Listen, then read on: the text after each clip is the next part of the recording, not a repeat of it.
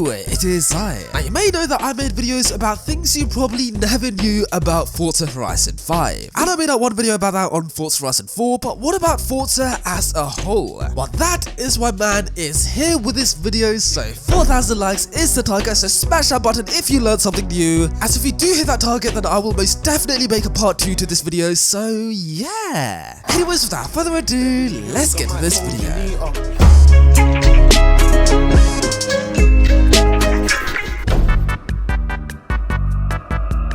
As you can see, I'm driving the Chevrolet Bel Air from the cockpit camera angle. Now, what is one thing that is very obvious?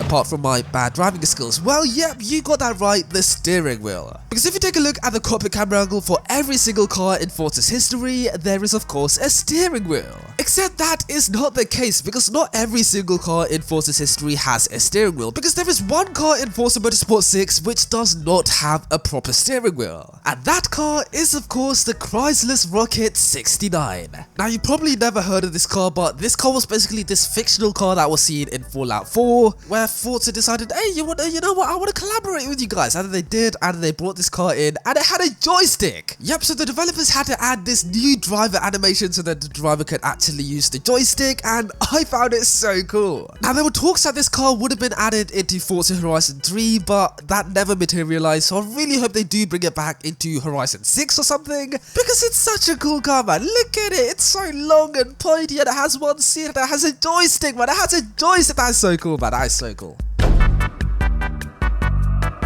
Now we can all agree that Forza Aero in Forza is absolutely disgusting. I mean, look at it, it's so disgusting. Honestly, Forza Aero is so disgusting, but the tow hook is what gets me. It's so weird, man. Why is it there? Nobody asked for you to be there and you're still there. You're being a and what are you doing? However, on the Lotus Evija, if I install Forza Aero, as you can see, there is no tow hook to be seen, which is beautiful. And honestly, without a tow hook, the Forza Aero does not look bad on this car whatsoever. And yeah, man, this just goes to show just how important, I mean not important, but how stupid the tow hook looks in Forza Aero. So Forza, if you're not going to update the Forza Aero, which it doesn't look like you're gonna do because on a game built from the ground up, you still have the stupid Forza Aero, then at least just get rid of the tow hook, because the tow hook ruins the Forza Aero. I don't think anybody actually likes the addition of the tow hook, and come on, it just looks so much better without a tow hook, man. Honestly, Forza, I'm gonna start a petition, okay? Get rid of the stupid tow hook, okay? Let's get it to one signature, and then let's get rid of the tow hook, okay? Thank you very much.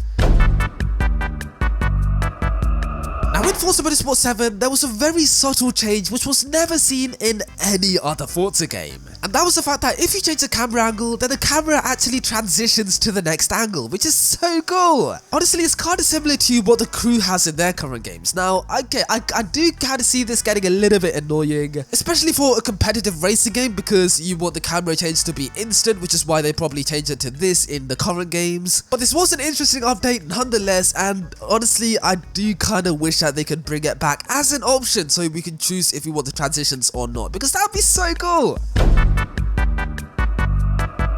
Now, many cars in Forza, going from the Xbox 360 games to the next-gen games, they got a few updated models, but the updates were very subtle, and they were probably like remodeling the engine bay or something, so you couldn't really tell apart the old model from the new model. But with this 1969 Chevy Camaro, oh yeah, that was a terrible accent. Anyways, with this Camaro, or this Camaro, there was a very noticeable change. Because in the current Forza games, this is what the Camaro looks like. As we all know, it has the massive headlights, and you know, it looks pretty decent with those massive headlights, but in the Xbox 360 games, this is what the Camaro looked like. Yep, in the Xbox 360 games, the Camaro came with these headlight grills, which looked so cool, but in the current games, the headlights are fully exposed, which still looks pretty cool, but come on, we all know what's cooler, okay? Okay, I'm sure that this model in the current games is a lot more accurate to the Xbox 360 models, because some of the Xbox 360 models were really bad, but I really hope that the headlight grills do return onto the Camaro, maybe as customization in the next game, because oh my days, I love their headlight grills. They look so cool. Now here's something stupid RS4.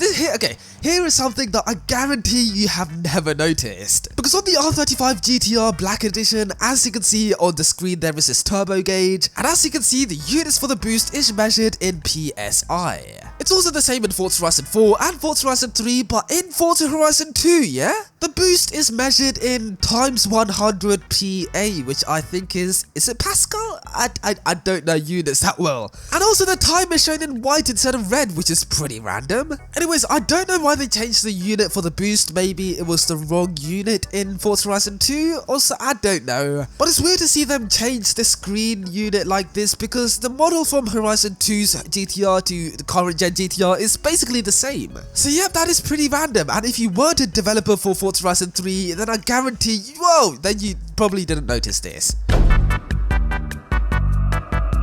Now, one very forgotten about game in Forza's history is of course Forza Horizon 2. On the Xbox 360, yep, so many people don't even know that this game actually exists. But it does, and it's stupid, and people basically call it Horizon 1.5 because it's not even like a proper Forza game. Anyways, on the Xbox 360 version, the starter cars are exactly the same as the starter cars on the Xbox One version. But there's one small change in this game, and it's the fact that you can actually choose the color of your starter car. Yep, you don't just choose a starter car and then just carry on driving, you choose a starter car and then you get to choose the color, just like you're buying a car in the auto show.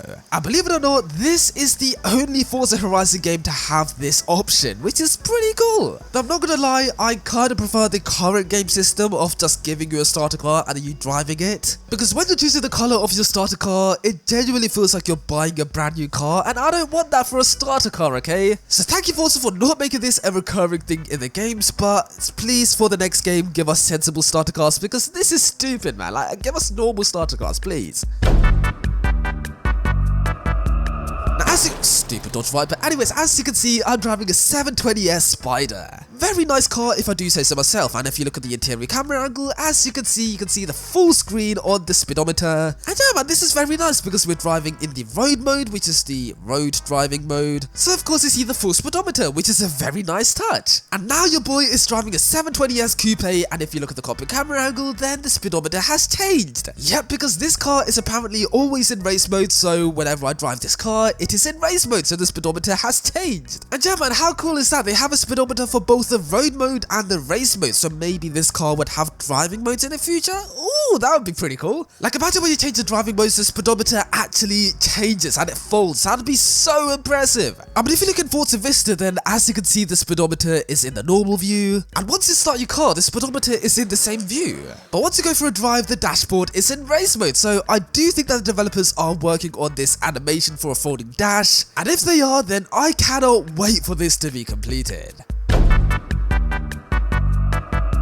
Okay, now here's a question for you. What car has the most rare customization part in Forza's history? Is it the Ferrari 458 with a Liberty Walk wide body kit? No, it is not that. It is in fact the Ford Transit van. Because when Forza Horizon 4 came out, with the Ford Transit van, you could actually install a roof rack onto the van with ladders on it. Yep, you could literally turn the Ford Transit into a work van, which I found so cool. And this would have been great for city camouflage because a lot of the traffic cars do have ladders on their roofs, so I was like, hey, this is perfect. But a few weeks after the game came out, the developers were like, hang on a second, why did we allow this customization part on this car? Let's get rid of it. So yep, they removed the customization part for a car which everybody loved for no reason whatsoever, which is so annoying. Actually, there probably was a reason because the Forza Edition version of the Transit van had ladders on the roof, so maybe they tried to differentiate it so you couldn't recreate the Forza Edition. I don't really know, but what I do know is that it's very annoying to remove customization. So yeah man, Forza don't just get rid of customization because of licensing problems, they also get rid of it to annoy people. Yeah! Honestly Forza, please bring back the ladder.